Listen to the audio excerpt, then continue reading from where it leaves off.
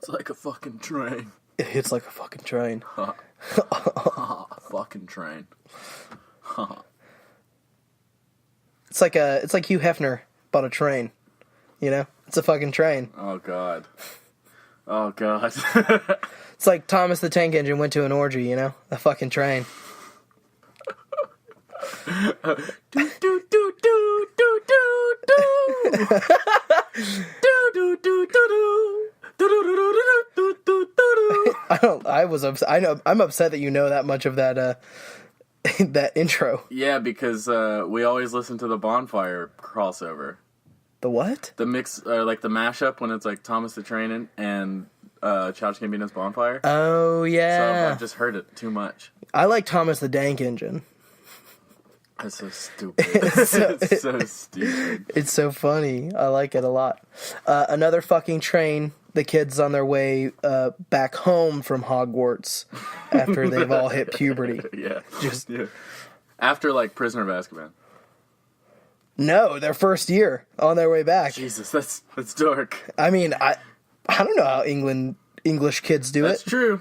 You're right. I'm just saying. I hate to think that I've thought about this before. This is getting weird. But I mean, like, imagine you at 17, it's your last year at Hogwarts. Mm-hmm. You know, you're going to be smashing some witches. You can be a witch smasher. In my Hogwarts days, they called me the Dark Arts. Oh, that's funny. Draco Malfoy was the defense against the Dark Arts because of racists. Mm-hmm. Oh yeah, for sure. He seems like such a twat. He wasn't getting any except for Crabbe and Goyle. That's why they were around all the time. He's just getting punched. Oh, that's sad for him. I love those movies. Yeah.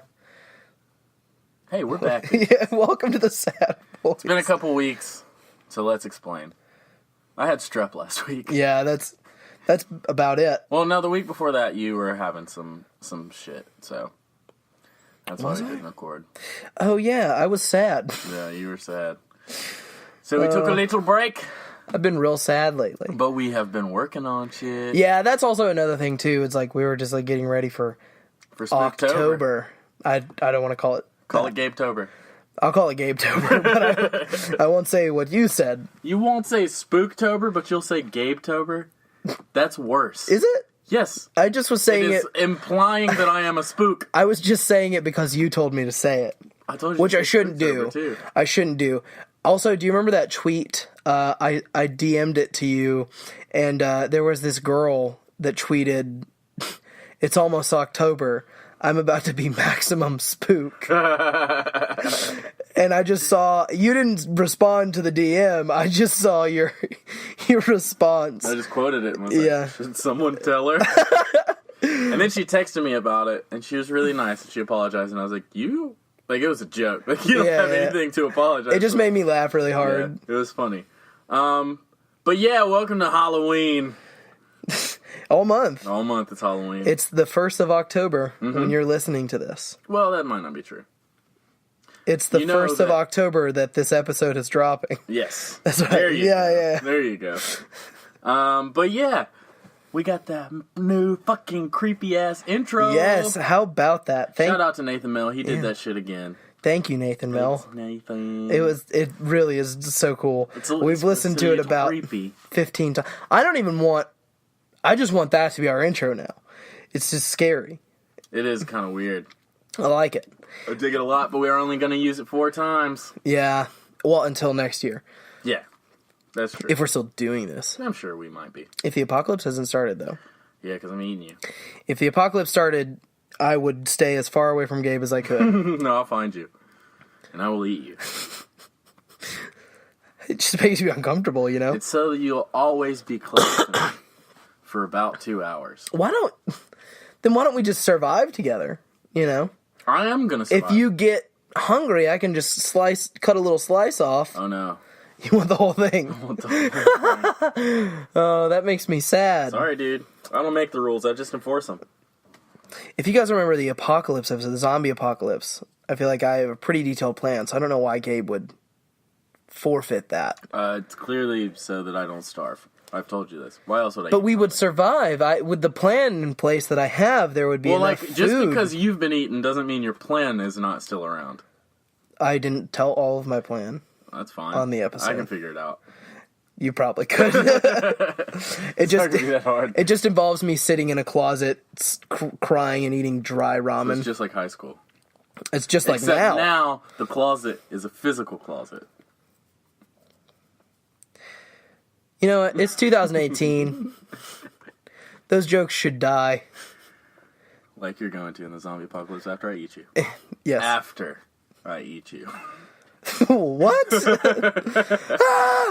See, I'm not convinced though that you wouldn't become like that. That's my hope, is that you just become a zombie first thing. And then I would definitely eat you. No, because I would kill you. No, you wouldn't. You wouldn't be able to.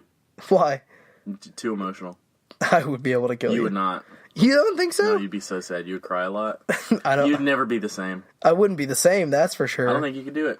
I think I definitely could, because in that one moment, I would just imagine all the shitty things you've said to me in for comedy, and I would just think about all those things for just those few seconds, and I would look back on our relationship fondly and remember it. And then you'd have to be like, I killed Gabe. And then I would be changed forever. Would you wait for me to change before you killed me? Like so let's say I got bit, and I'm like, I'm about to die. Kill me, don't let me turn. Like I want to go out as Gabe, not as... I think it depends on the situation. It depends on the type of zombie. Okay. That's a fair... So I'm just going to assume it's Walking Dead, because that's where I'm at right now every fall.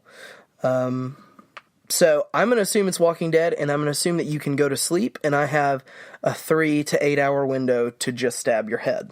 Oh, okay.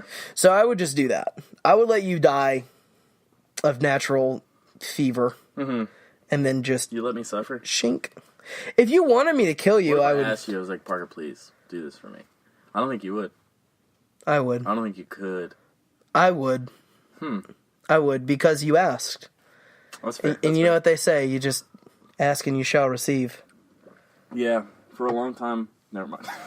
I know where that... Never mind. That was going to get very dark. Oh, welcome to October. We're getting dark real fast. Yeah, but it's October now. That means we're going to do some creepy, scary episodes for the next month. Yeah. And it's going to be fun. For you guys. Yeah. It's not fun for me. I'm going to be very scared. Because I'm already stressed. The one we're doing today is kind of weird because, like, it fucked me up as a child. And now we're revisiting it. I never processed it until now. And now I'm dealing with it again. Yeah. Because we're going to talk about the Bell Witch. We're talking about the Bell Witch, baby. Now, for those of you that aren't familiar, the Bell Witch is... It's like a Tennessee-based legend, but it's also, like, pretty nationally recognized as one of the most documented...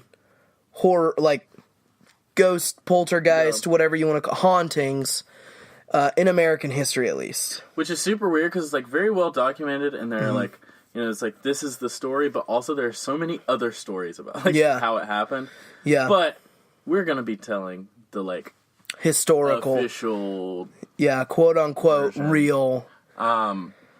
Yeah, had you, like, heard this before? Okay, because when we were talking about doing the episodes, Gabe was like, well, we got to do Bell Witch, because he grew up on this story. Yeah, when I was a kid in school, every year they told us the story. Yeah, and when I didn't know about it, except for I did know about it. There was a movie that came out with Donald Sutherland. Yeah. And I had seen that movie, but it wasn't called The Bell Witch. It was called something like The Great American Haunting. Yeah. Or something like that. And me and my dad watched it like 5-6 years ago. Yeah. And it scared me real bad. Yeah. So I did know about it. Story. I did know about it, but I didn't I hadn't associated it with it. And as soon as I read the history, the article, it's very strange. And just before we even go into it, I'm just gonna go ahead and plug that source, because this is kind of the first episode we've ever done where we've like covered something that's not just our opinions or anything like that. So if you want to go check out bellwitch.org, it's a super cool site. That's where we pulled a lot of the source material for the quote unquote historical haunting of it. It's weird. And it's like, I don't know, I've heard many haunting stories, and there are a lot of similarities in this one, but also it kind of like, towards the end, kind of turns into something very different. It doesn't creep me out so much. Really? It makes me laugh more than anything, but that's because I'm uncomfortable. Yeah, it freaks me out. It's just, to me, it's not scary, but it's not scary. Just uncomf. Oh, God. I don't like that you said that. That's the scariest part of this episode, that I said uncomf. Oh. Yeah, one time a girl said that to me. She was like, sorry if that makes you uncomf. And I was like, get away from me. The fact that you said uncomf makes me uncomf. I don't like that you've said it so many times. I just wanted to see how many more times I could say it before you stop me. God. Let's talk about some scary shit. Yeah. So we're talking about the Bell Witch. Yeah. Let's talk about the goddamn Bell Witch. Would you like to start, or shall I? Let's see, where do we jump in? Because he starts out, but I don't think that really fucking matters. I think that for a little hair of context, you should know that John Bell is the center of the story. Yeah. John Bell was a farmer. He was from North Carolina, or moved from North Carolina. I didn't really care about where he was before, because it's really just the story of when he got to Tennessee. Yeah. He's from North Carolina, and he moved his family out to Red River, Tennessee in 1817. No, that's not true. Sorry. That's when the haunting started. My bad. 1817 is when the haunting started, but it was very early 1800s that they moved to Red River, Tennessee. Because the thing that creeps me out, and this is the only reason I would say that maybe it's fake, right? Mm-hmm. I mean, but it's still like pretty documented that it was creepy. But it was so normal for so long, and they lived in the community for so long. Yeah. What if they just made enemies? I don't know what you're trying to say. What if they made enemies in the community, and they just started fucking with them? That's what I was trying to say. Because they were, from the early 1800s, they lived there, and then it only started in 1817. I don't know, dude. It's a little too weird for me. I think it's definitely a thing that happened. I don't question it. You think all of it's real? Yes. Every bit of it. So you believe in ghosts? I'm fucking terrified of ghosts. You believe in ghosts? Yes. Like, you believe that they exist and then can scare 100%. You? Wow. Ghosts are probably one of the things I'm most scared of in this world. Yeah.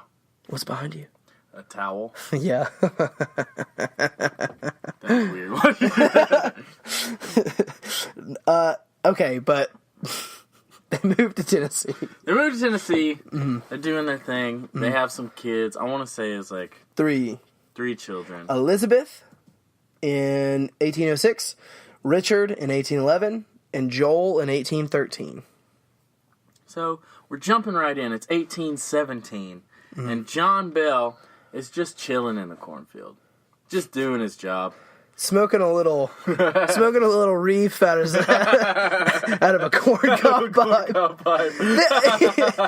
What we're about to tell you, in my mind, I'd like to imagine that this guy is just high off his rocker. Okay, well, this is the one part of the story that, like, I'm like, what? Yeah. That doesn't make sense to me. Well, if you believe in ghosts, you don't believe that there can be some sort of weird amalgamation of animals? I don't know, dude.